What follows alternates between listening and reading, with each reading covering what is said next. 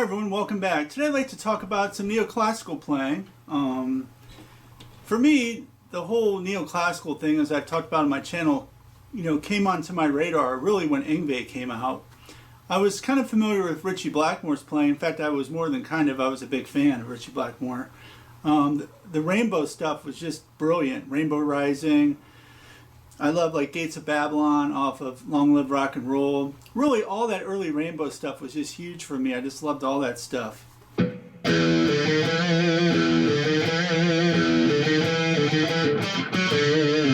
So I was kind of familiar through Ritchie with some of the harmonic minor stuff. And Ritchie would kind of use like variations of Hungarian minor a little bit, different sounding scales.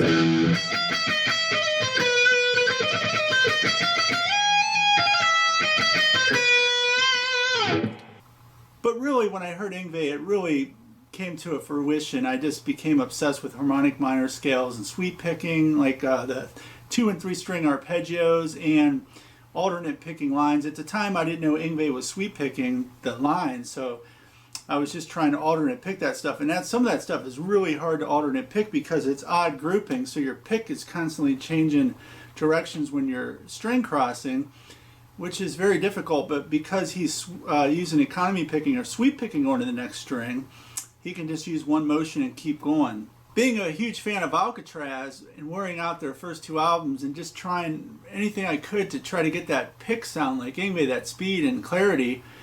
When I went in the record store one day and saw this as an import from Japan, I had to buy it immediately. I was blown away. And I came home and played it and transferred it on cassette and just proceeded to just devour this album. A real breakthrough for me is when I discovered the harmonic minor scale, and that you can play that over an E chord, an E major or E7 chord, and get that.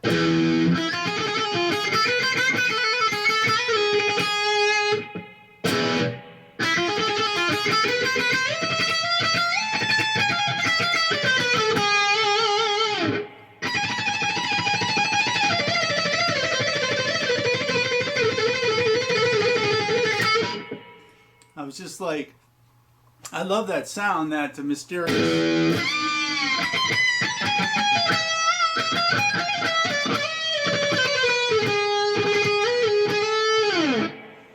Yeah, so I just, proceeded to sit down and just try to cop any Yngwie lick I could. And when I was listening to the Alcatraz album, that little intro to the song Jet to Jet was just huge for me. And I still kind of start a lot of my picking licks out with that lick, the patented Yngwie.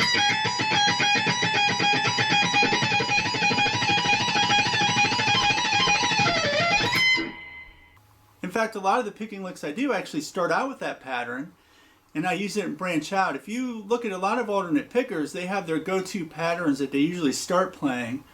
They feel it's kind of their home base, and then when you're improvising, you just kind of branch out to the other patterns from that and just mix them all up. And for me, the Yngwie lick's a nice starting lick.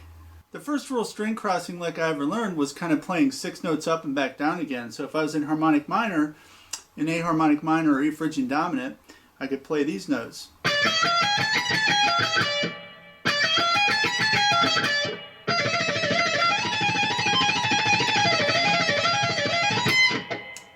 The next real kind of picking lick I learned was like what Paul Gilbert and all those guys do. Like if I was on harmonic minor still, it'd be.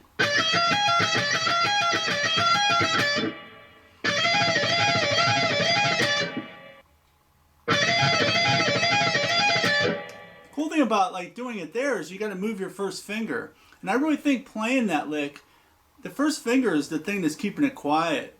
What I did was just try to get my playing as clean as possible, not worry about my string crossing so much, just concentrate on my synchronization and timing and tone, and then everything kind of worked out. So I just kind of do a lot of things with one motion.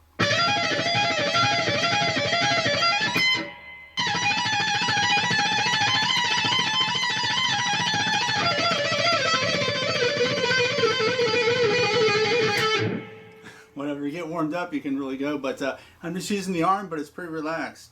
And I think the bridge pickup is a great way to practice your picking because it's harder to keep quiet, and you really want your playing clean. And I play a lot of acoustic guitar.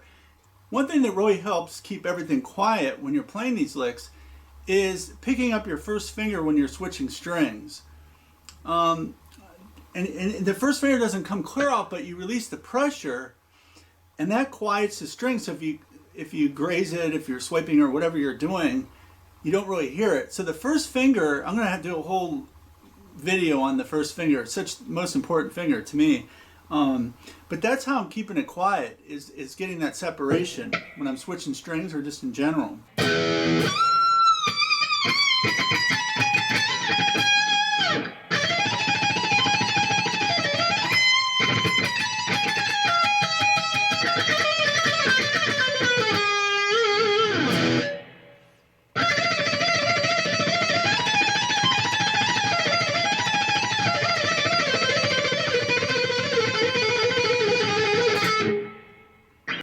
So for me, getting that articulation and everything was just a lot of practice and doing it at a quicker tempo and just trying to sync everything up. And I found that if my synchronization was off, it's because I didn't start on time. In other words, each hand didn't start together.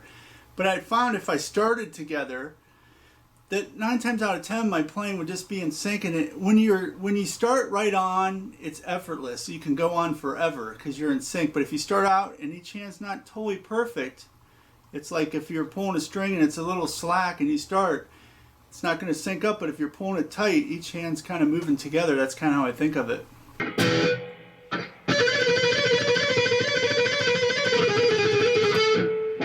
I'm going to talk a lot more about scales and how I think of scales in the future.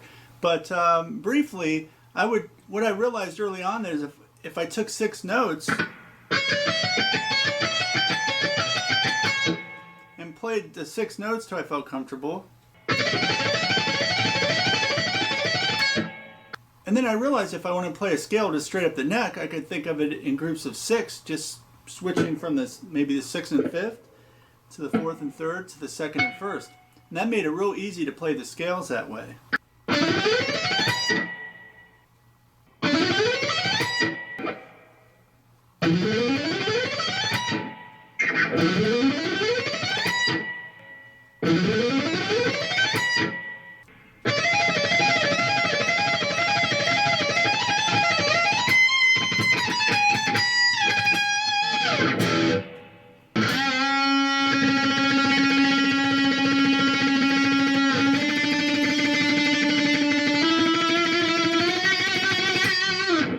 Today's CD pick is Deep Purple Live at Cal Jam. This is just one of my favorite Deep Purple live recordings. There's a DVD to go with it also, or a video. You can see a lot of it on YouTube, maybe the whole thing. This is the Mark III lineup with David Coverdale and Glenn Hughes, and I believe it's just some of Ritchie's best playing. They start out with Burn, maybe one of the best versions of Burn, I think, of all of the versions I've heard. Might Just Take Your Life is a great track from the Burn album. I just love that one. Then they do the quintessential version, as far as I'm concerned, Mistreated, just a brilliant version. Smoke on the Water. Then they do You Fool No One, which has really cool jams in it. A great Ian Pace solo in the mule, and then a really long Space Truckin' where the interplay and the solo sections are just amazing. Ritchie Blackmore is one of my favorites ever. I still listen to him and I just marvel at his phrasing, his control, his bends. He's a beautiful player, always unpredictable and just really underrated. I just love Ritchie so much. Well, thanks a lot for joining me. I hope you guys enjoyed this. I really am having a lot of fun talking about different players and my technique and things like that, and I plan on doing a lot more. So thanks a lot for tuning in. If you have anything you'd like me to cover, please leave in the comment sections. That would be great. And if you haven't, please like and subscribe. And thank you so much for watching my channel. And have fun picking.